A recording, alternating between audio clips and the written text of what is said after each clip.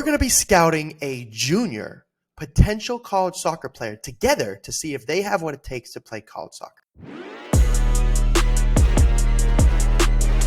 I'm the college soccer guy and I help you play college soccer. And today I went to a field to scout a player. And one of the things I want to preface before I jump into the video of me scouting the player is you never know who is watching you. And because of that, it's really important that you perform at your best. So let's watch the video together to show you this player that I scouted. Now, what's important to note in this instance, this video on TikTok got 2 million views. And what I did was I watched the player for about 10-15 minutes, and then I went up to him. And these were the questions I asked. So when you're getting scouted and you're supposed to give an answer to that college coach, here are the questions you're going to get, and here's how you should respond to those questions. Can I ask you what your name is? Sebastian. I like your style, Sebastian. How old are you? 17. And are you going to high school somewhere? Yeah, Canoga Park. And you're 17, so are you a junior or senior? Junior. And do you play only with this team, or do you play with other teams too? Nah, I just come just to play. So who do you play for now? I play for Valley United. Oh, you play club soccer. Okay, Yeah. good, for Valley. Yeah. And what are your grades like? They're pretty good. I'm an honor student. Perfect. Do you want to play college soccer? I haven't thought about that. If you don't think about it soon, you won't have the opportunity to. So if you want to, I think you can play Division III college soccer.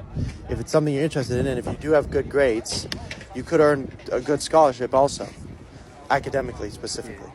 So if it's something you're interested in, you definitely college soccer level.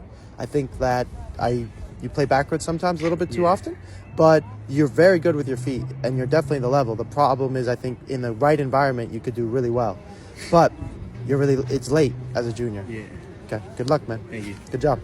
So the vibe I got from the student, to be in all transparency, was, he didn't really maybe even want to play college soccer. So that's obviously a problem. Now, selfishly, I'm going, hey, the kid is definitely college soccer level. He was a short Hispanic player with really good feet and good technique with good grades. But I asked him what's his GPA. That was one of the first questions I said. Then I asked him what club level he's playing for. The club level I was watching on the day is not good enough to play Division I or Division II soccer. You almost have to be playing at least at ECNL, RL, NAL, MLS Next, ECNL to have that discussion, Boys Elite Academy.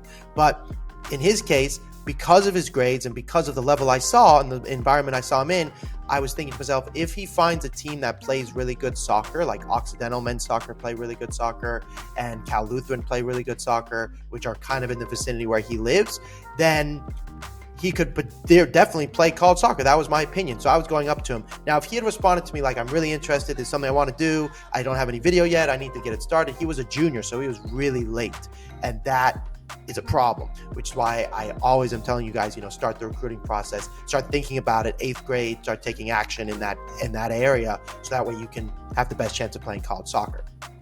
When we're looking at students like this, from a soccer perspective, I'm really looking for their looks over their shoulder, their balance, and their technique. And then most of all, which is all coaches, we know you're good soccer players. The question is, are you good enough to put in the physical aspect, but your attitude? We want to see you have great attitude. So I'm going to show you one more video of me scouting another student so you can just get an idea of what it looks like when I'm scouting somebody. Here is me scouting a player, and you're going to get to see footage of the player themselves. See, I got 36,000 views. Scouting a center midfielder I have no idea what this is. I think it's just a league game that I'm here early to play a different game later, and I wanted to watch a couple guys, so you never know who's watching you. Scouting them to see if they can play college soccer. Let's do it.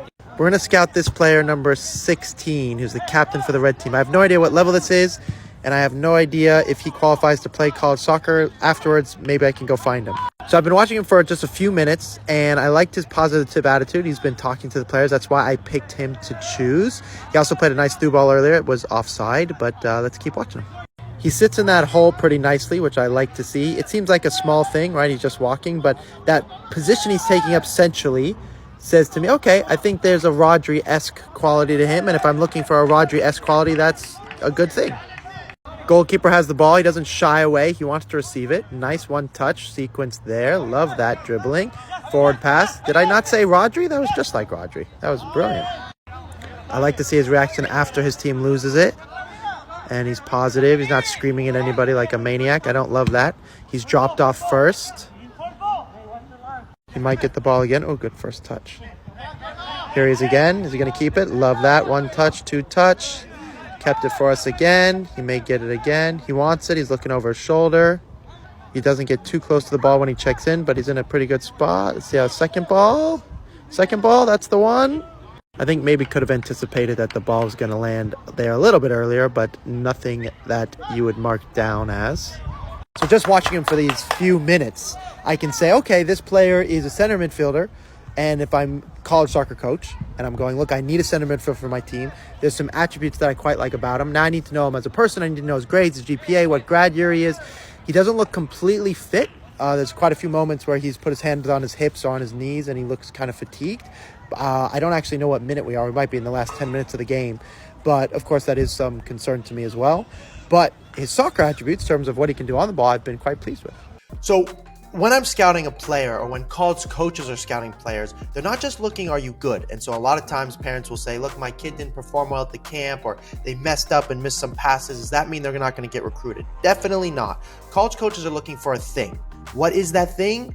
It varies per coach, and you need to be the thing that the coaches want. And the only way for you to be the thing is to get as much exposure as possible, get seen as many times. Because if you're a good level soccer, let's just say this is the level to be good enough, okay? And you're at this threshold, then it's about finding the right coach. If you're below this threshold, then you're not the level and you need to go work on playing soccer.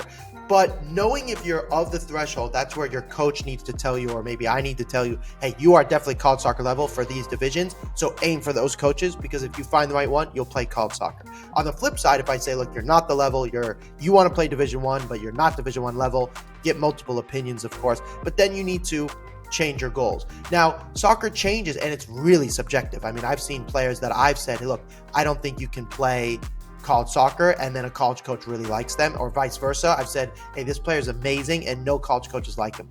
My job is to take the broader view and go based off of everything you've told me, your personality, your grades, your GPA, the video that I've seen. Do I think you play college soccer? Now, I'm pretty darn accurate because that's how I do this, but soccer is subjective and everybody has their own opinion. So finding the right coach for you is really important in this process, and the only way to do that is to get exposure, which is why these MLS Next and ECNL Showcase are so important, because there's so many more coaches at those events, assuming you're sending the right emails, etc. So my 2 points to this are, you never know who's watching you, and the coaches are going to really judge your soccer ability, but you can't control if they like you or not. And then they're going to ask about your personality, your grades, your GPA, and that is something that you can control. So make sure you make the most of that. If you want more help playing college soccer, give me a call. Links in the bio. Talk soon, or the description. Bye.